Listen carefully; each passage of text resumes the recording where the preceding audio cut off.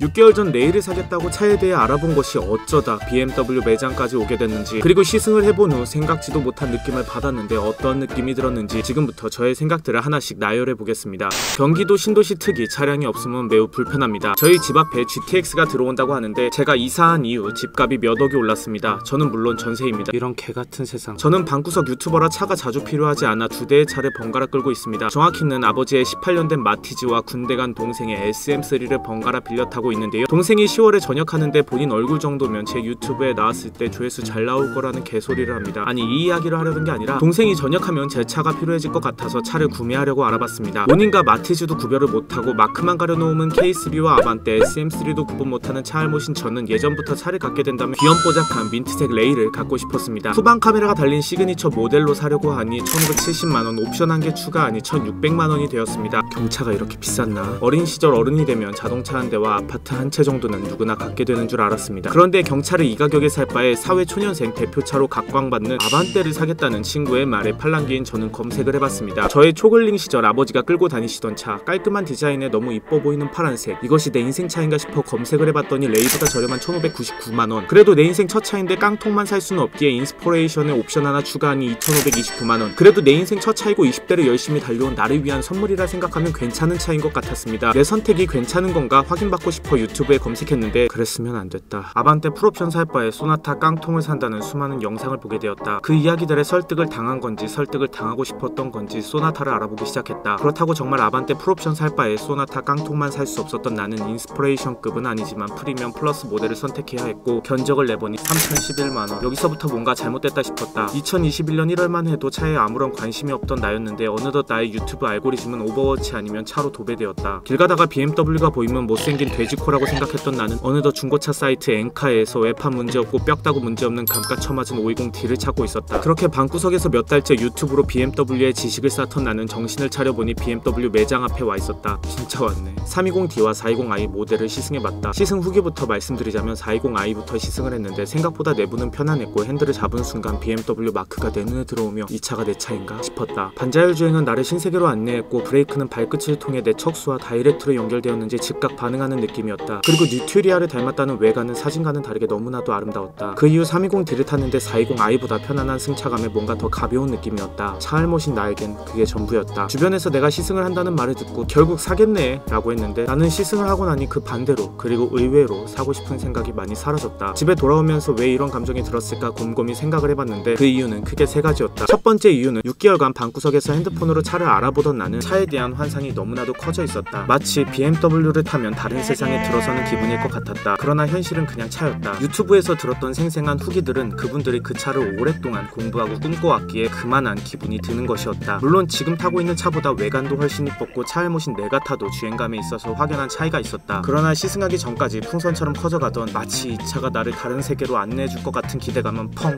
하고 터져버린 것이다. 두 번째 이유는 동생이 전역하기 때문에 차가 필요한 것 같다고 했지만 사실 현실적으로 자주 외출을 하지 않는 나에겐 택시를 타는 게 경제적으로 이득이었다. 그런데 29살의 나이에 20대의 마지막이라는 것에 생각이 많아졌는지 유튜브를 4년 넘게 하며 열심히 달려온 나를 위한 무엇인가를 선물을 해야 할 것 같았다. 집부터 사고 차를 사자기엔 차 10대값이 집 한 채 값인 세상이었고 집 사고 차를 살 때쯤이면 저승행 티켓을 먼저 끊지 않을까 싶었다. 그리고 차는 할부로도 가능했다. 나는 나를 위한 투자가 필요했다고 생각했고 고생한 나를 위한 선물이 필요했다고 생각했는데 사실 생각해보면 지금 내가 영상을 올릴 때 나의 이야기를 들어주고 지켜봐주는 구독자분들이 있다는 이 현실이 4년 전 유튜브를 시작하면서 정말로 바랬던 세상이었다. 그런데 그 세상이 가랑비에 옷 젖듯 들어와서인지 이곳이 낙원인지 몰랐다. 나는 이미 매일매일이 나를 위한 선물이고 보상이었다. 세 번째로 BMW를 알아보기 시작한 순간부터 내 무의식 속에는 정말 나를 위한 선물을 원하기도 했지만 BMW를 끌고 다닐 때 주변에서 나를 바라보는 모습을 상상했던 것 같다. 그런데 나에겐 이미 18년 된 마티즈를 끌고 다녀도 좋게 봐주는 구독자분들이 있고 항상 최악의 상황을 생각하는 나는 내 능력이 안 되는데 BMW를 타고 다녀봐야 사고 났을 때 수리비 걱정, 보험료, 유지비 걱정에 스트레스만 받을 것 같았다. 그래서 결론, 아직은 차를 사느냐 마냐에 대한 결정을 내리지 못했다. 의미부여를 하자면 30살이 되는 내년에도 30대를 시작하는 나에게 선물로 줄 수도 있다. 차에 대해 관심을 갖기 시작한 지 6개월밖에 되지 않았고 그 시간은 내가 BMW를 사도 그 차의 값어치를 제대로 느끼기에 부족한 시간이란 생각이 들었다. 내일 또 어떻게 생각이 바뀔지 모르지만 시승을 하고 온 오늘의 나는 차로 나의 가치를 높이려 하지 말고 나의 가치를 높인 다음 그에 맞는 차를 사야겠다 라는 생각을 했다. BMW 매장 소변기입니다.